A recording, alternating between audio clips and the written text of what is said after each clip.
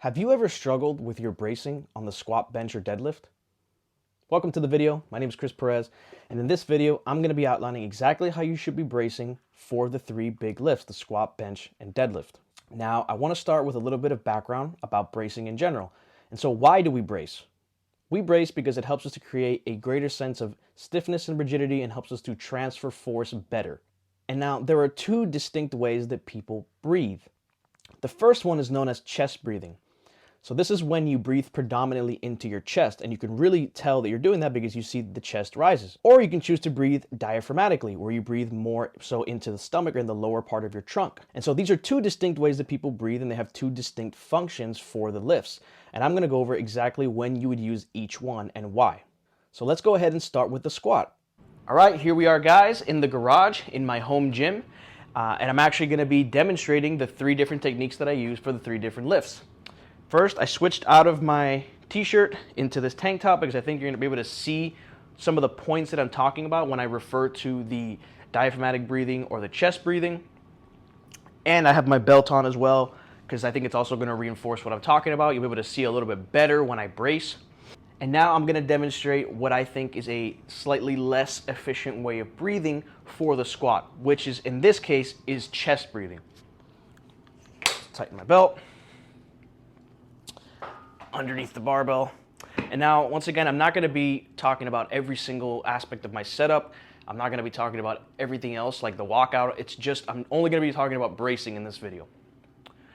So I stand up, walk out the weight, and now I'm going to brace really, really heavily into my chest.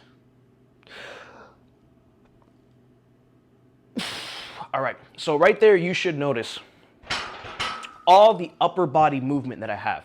My chest, my shoulders, my upper back, everything elevates, including the bar.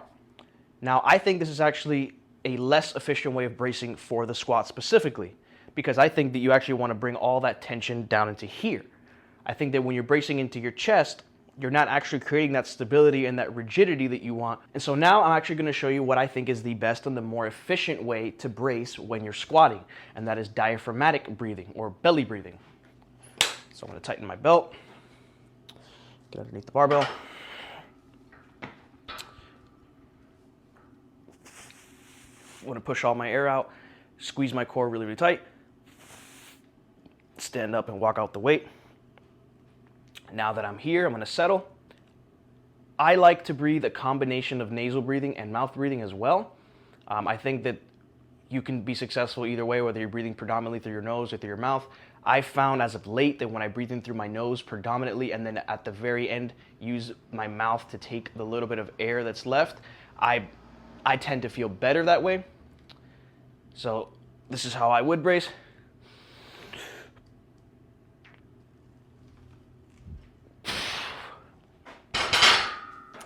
And so what you might notice with that is that I'm a little bit more stacked, a little more neutral, my ribs are down, and you'll probably notice that my stomach was pushing out against the belt, and there was very minimal movement of the upper body. The bar stays pretty much in place the whole time. It's really tight against my back, and so that's what I think is the most efficient and the strongest way to brace for the squat. All right, so now let's talk about how to brace on the bench press. So what we're gonna do is take everything that we learned about the squat and throw it out the window, because we're gonna brace completely different. It's pretty much the opposite in almost every way. And why is that? On the squat, I think for the majority of people, we want to strive to be very neutral. Our spine should be relatively neutral so that we can support the most load as possible. Obviously, some people are going to have varying degrees of extension or flexion in their back. I'm talking just in general.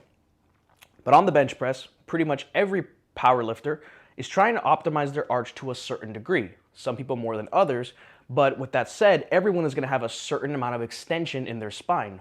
Pretty much nobody is going to bench with a perfectly neutral or flat back because it's just a very inefficient technique for bench press. And so we need to adapt and we need to brace in a different way that allows us to maintain that arch or even to exaggerate that arch. So how do we do that? Well, I'm going to show you. Just set up on the bench, place my feet, get my shoulders in position. And now that I'm here, I'm going to, with my butt off the bench, I'm going to unrack, set my butt down, and from here, I'm going to brace into my chest. Very much the opposite of what I recommended that you would do for the squat.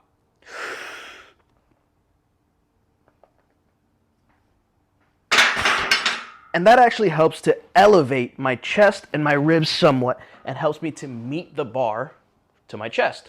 And so now let's talk about bracing on the deadlift. I think that bracing on the deadlift can be virtually identical to the squat, except that you actually want to brace much less. I think that when you brace really, really hard, like you would in a squat, you actually end up in a slightly worse position.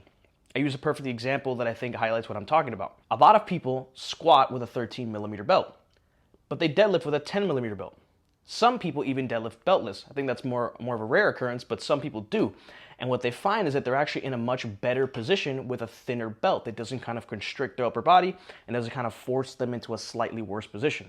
And so I think the same logic applies for bracing. So I think you can brace with the same technique that you use for the squat, but to a much lesser degree. You're going to brace much softer and much more shallow. And so I'll highlight what I'm talking about here. I'm going to get into my deadlift stance. And now from here, I'm going to brace extremely hard as if I was doing a squat.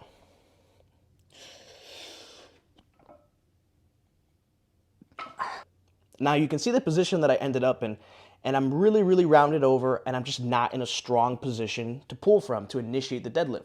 Once I get down the line of the deadlift and I start getting close to lockout, I'm actually going to have a really hard time at lockout as well. And so now I'm going to demonstrate how I would normally brace on the deadlift.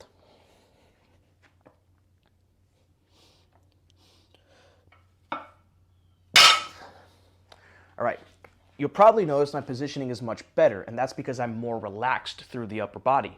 I'm not bracing so hard, and I'm not creating all that stiffness and rigidity that I would want on a squat. If you made it to this point in the video, thank you for watching. Feel free to share with anybody that you know that's been struggling with bracing on the squat, bench, or deadlift. If you have any questions about anything I said in the video, feel free to let me know in the comments, and I will see you in the next one. Bye.